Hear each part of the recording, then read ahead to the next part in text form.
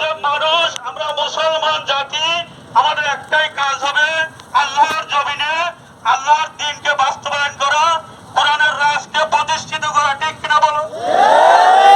এই জন্য আমরা বের হয়েছি যে আমাদের যে জুলুম নির্যাতন করে মনে করেছিল যে আমরা আর বাংলার মাটিতে নেই, আমরা শেষ হয়ে গেছি।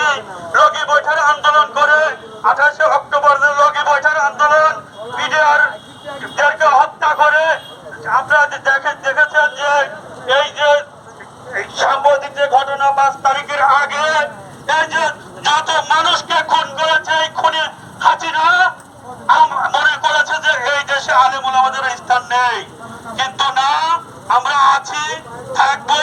ইসলামের নূরকে কখনো ফুৎকার দিয়ে নিভিয়ে দেওয়া যায় না, এটা তার জ্বলন্ত প্রমাণ।